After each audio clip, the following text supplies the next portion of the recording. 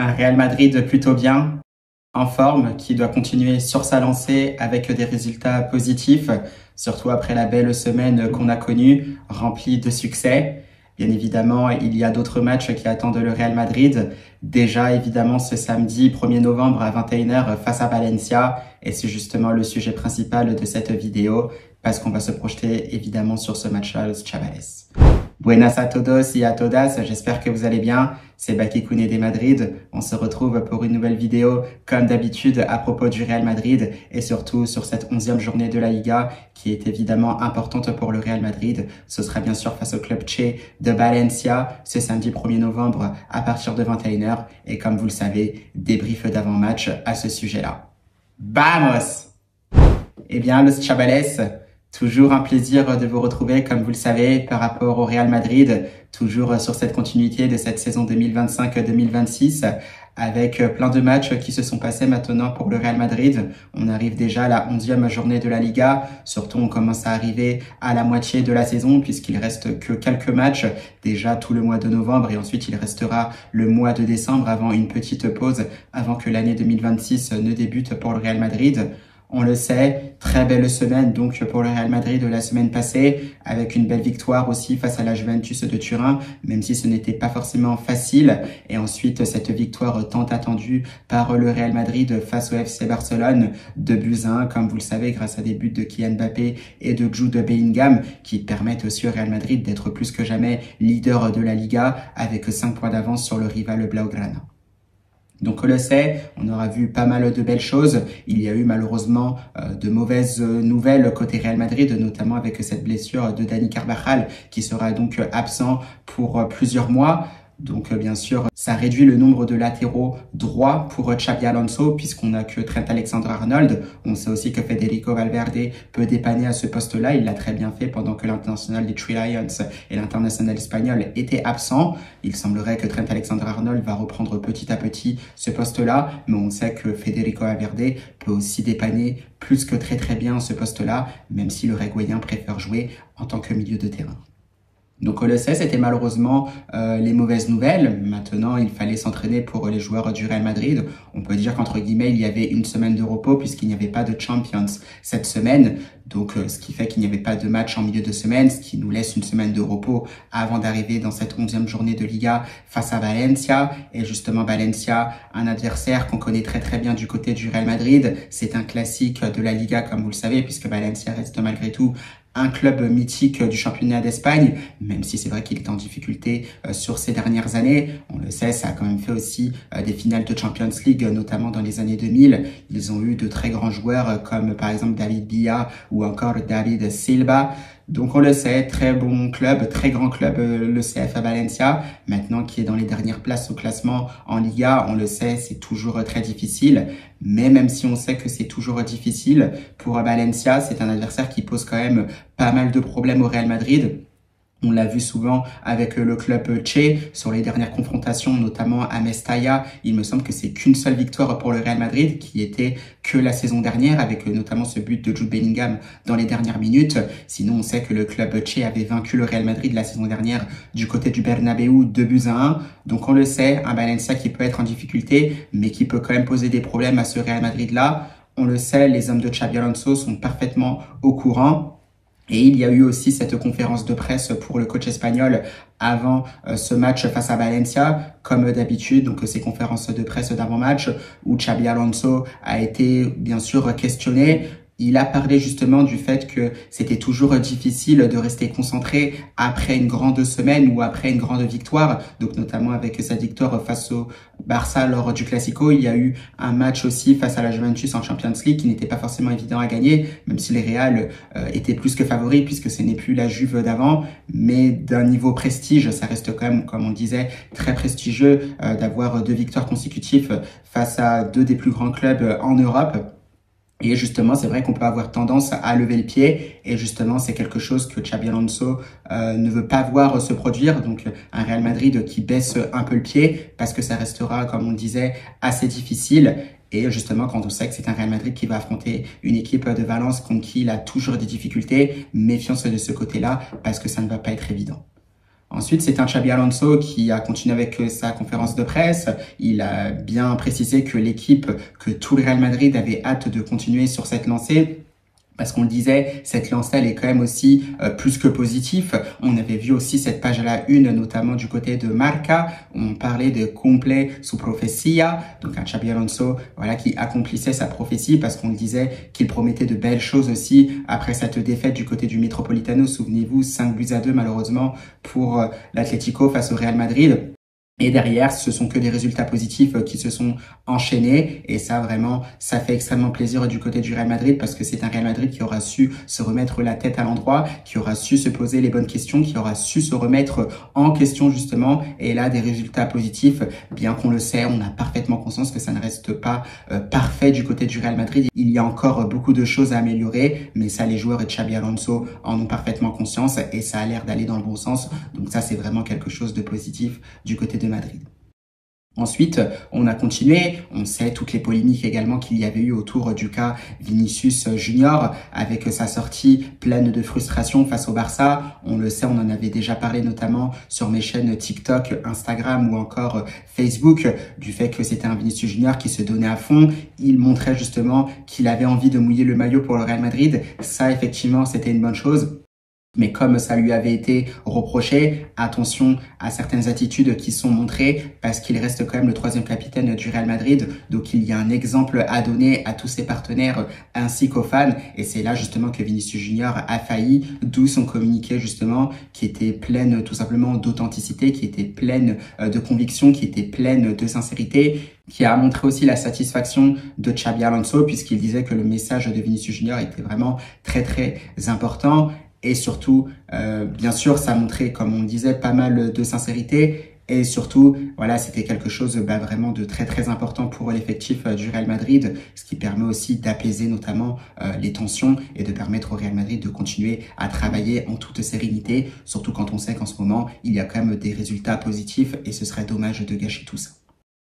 Derrière, on voit aussi que c'est un Xabi Alonso, voilà, qui est assez déçu malheureusement pour la blessure de Dani Carvajal, comme vous le savez. Il précisait que c'était vraiment la mauvaise nouvelle de sa journée du lundi côté Real Madrid. Donc malheureusement, comme on le disait, il faudra faire avec. Heureusement aussi qu'on avait eu le retour de Trent Alexander-Arnold, plus un Federico Valverde qui peut dépanner aussi sur ce poste de latéral droit. Donc heureusement, on s'en sort plutôt bien de ce côté-là. Mais on le sait, c'est un Real Madrid qui est vraiment gravement touché du côté des blessures par rapport aux défenseurs puisqu'ils y sont quasiment tous y passés depuis le début de la saison. Je crois qu'il n'y a que Alvaro Carreras et si je ne dis pas de bêtises, Fran Garcia qui n'ont pas été touchés. Mais voilà, on se demande côté Madrid comment on pourrait faire pour réduire le nombre de blessés au sein de son effectif parce que ça fait beaucoup trop de saisons maintenant que ça dure.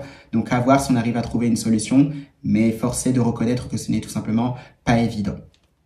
Donc derrière, après, c'est un Xabi Alonso voilà, qui finissait aussi la conversation autour du cas Endrick, disant qu'il aimerait voir le joueur brésilien avoir du temps de jeu. Et moi, tout ce que j'aimerais dire, c'est porfa, Xabi Alonso, s'il te plaît, si tu peux vraiment donner du temps de jeu à Endrick, parce qu'on le sait, le jeune brésilien a vraiment un potentiel incroyable. On l'a vu déjà la saison dernière, dès que Carlo Ancelotti lui donnait du temps de jeu, cette capacité aussi à finir des actions, des appels tranchants, très très rapides, très très puissants. Un pied gauche aussi soyeux qui est capable de faire pas mal de choses. Donc on aimerait le voir tout en sachant que Endrick a aussi des infos, a aussi des stats qui sont également pour lui puisqu'il était quand même meilleur buteur de la Copa del Rey. Ça, ce n'est pas rien quand on sait tous les joueurs qui ont joué cette Copa. Donc ça montre aussi tout ce potentiel d'Endrick, son talent aussi pour marquer des buts.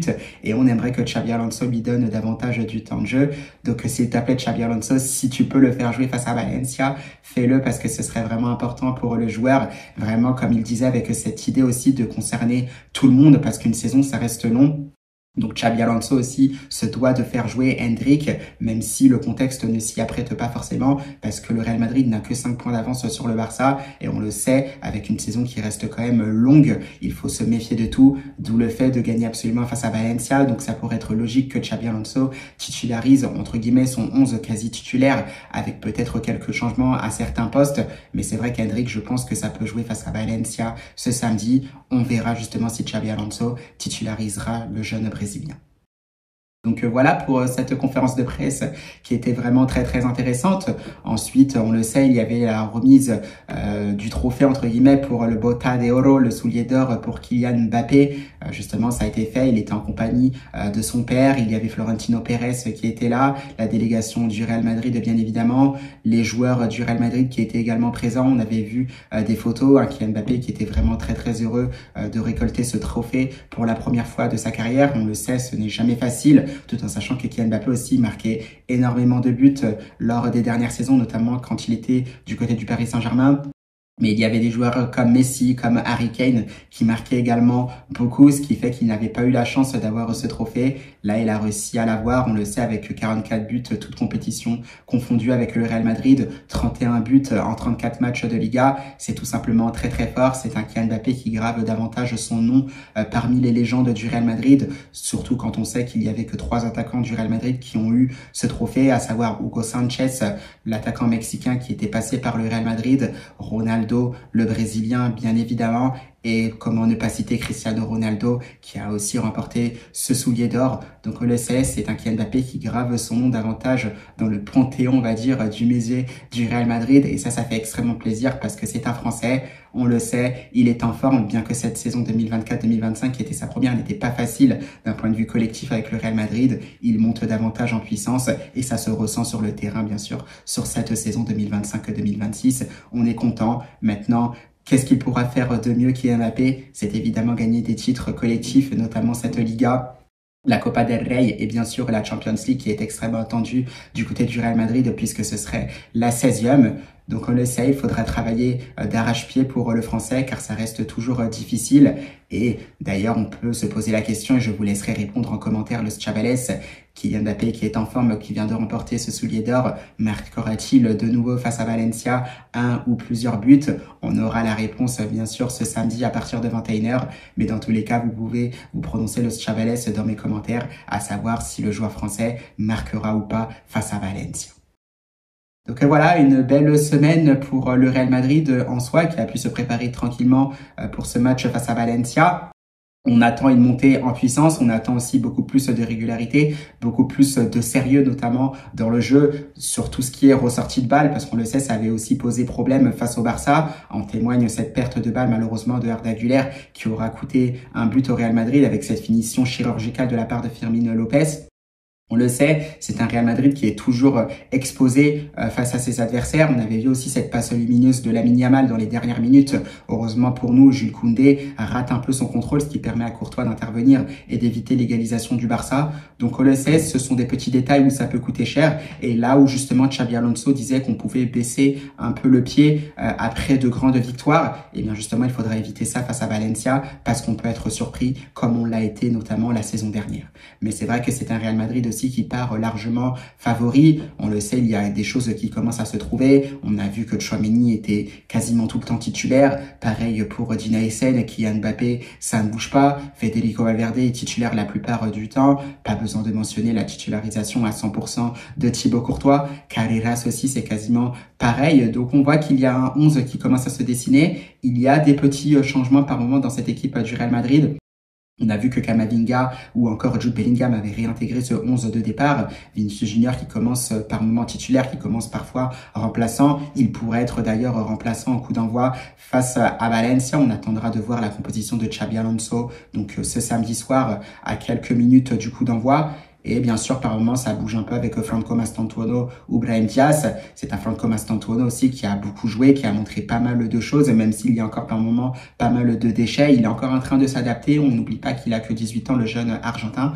Mais je pense que ce nombre de matchs qu'il a joué l'aide à progresser davantage, à prendre en maturité du côté du Real Madrid. Mais c'est vrai que maintenant, on aimerait le voir jouer aussi les gros matchs, puisque les grosses confrontations du Real Madrid, que ça soit face à l'Atleti, face à la Juve ou encore face au Barça, à chaque fois Mastantuono était remplaçant, donc ce sera peut-être le cap à passer pour le jeune Argentin, à voir s'il sera titulaire. Il pourrait être attendu en tant que titulaire face à Valencia, donc on verra ce que ça donnera pour le jeune Argentin, et bien sûr pour lui l'objectif ce sera être titulaire du côté de Anfield de la semaine prochaine en Champions League, parce que ce mardi 4 novembre, ce sera vraiment un gros match qui attendra le Real Madrid face aux Reds de Liverpool. Donc voilà, au niveau de ce qu'on attend, on le sait, il y a eu aussi cette convocation pour le match face à Valencia qui a été donnée. On sait que Lunin n'est pas dans la liste puisqu'il avait eu un carton rouge face au Barça. Carvajal, comme vous le savez, est absent pour blessure. Il sera absent pendant plusieurs mois. Rudiger, toujours absent. Sinon, pour le reste, ça reste du classique. On peut retrouver Bellingham au milieu de terrain, Ceballos, Federico Valverde, Tchouaméni, Güler. Donc pareil en attaque également avec Mbappé, on a Vinicius Junior, Rodrigo Goes, Mastantuono, Gonzalo Garcia, Hendrick ou encore Brahim Diaz. Donc tout le monde est là quasiment pour le Real Madrid. Les seuls absents finalement, c'est en défense. Donc Xabi Alonso a de la matière pour pouvoir faire un bon 11 de départ compétitif pour remporter ce match face à Valencia et mettre davantage la pression sur le FC Barcelone. Donc on attend de voir ce que ça donnera. Derrière, c'est une équipe de Valencia qui va se présenter face au Real Madrid en difficulté, bien sûr. Maintenant, on le disait, il ne faudra pas sous-estimer cette équipe de Valencia emmenée par son capitaine Gaïa qui peut toujours poser des problèmes à ce Real Madrid. En témoigne donc cette défaite du côté du Bernabéu la saison passée. On le sait, il y a toujours un joueur comme Hugo Duro qui aime toujours poser des problèmes au Real Madrid, qui marque d'ailleurs très souvent. Il aura peut-être à cœur de marquer face au Real Madrid. Donc on a hâte de voir ce que donnera ce match. C'est un Real Madrid qui part plus que favori dans cette confrontation face à Valencia. À voir maintenant ce que ça va donner parce que le destin, le Real Madrid l'a vraiment entre ses mains. Surtout, on le sait, c'est un mois de novembre qui va commencer.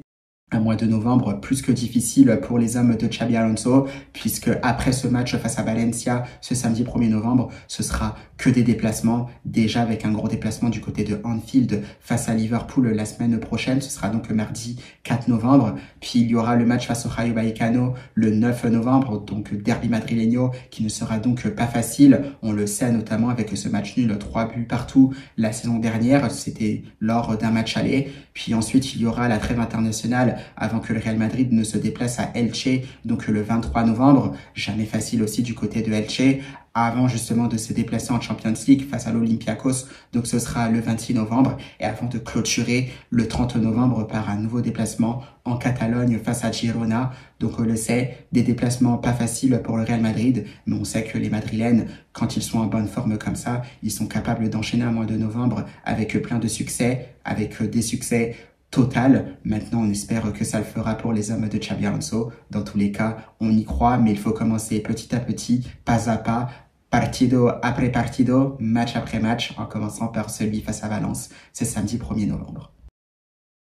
Donc voilà, Los Chavales, c'était à peu près tout pour cette vidéo d'avant-match entre le Real Madrid et Valencia. Pas mal de bonnes nouvelles, un Real Madrid qui doit continuer vraiment à montrer tout ce qu'il a montré de bien, de positif sur les derniers matchs, notamment sur cette victoire face au Barça ou encore face à la Juve. Attention maintenant aux petits errements défensifs qui peuvent coûter très cher à cette équipe du Real Madrid parce que Valence, bien qu'il soit parmi les derniers de la Liga, n'essaiera de laisser aucune chance au Real Madrid. Donc il faudrait être vigilant d'un point de vue défensif pour les hommes de Xabi Alonso. Donc voilà, Los Chavales, je pense qu'on en a assez dit. On va laisser maintenant la réponse aux joueurs. Bien évidemment, cette réponse, on espère qu'elle se terminera par une victoire du Real Madrid. Et ce sera justement ce samedi à partir de 21h. Donc à partir de là, on va pas dire grand-chose. Laissez maintenant les joueurs s'exprimer et on attend une victoire du Real Madrid pour cette 11e journée de la Liga. Donc passez un très bon week-end de Los Chavales et surtout à la Madrid.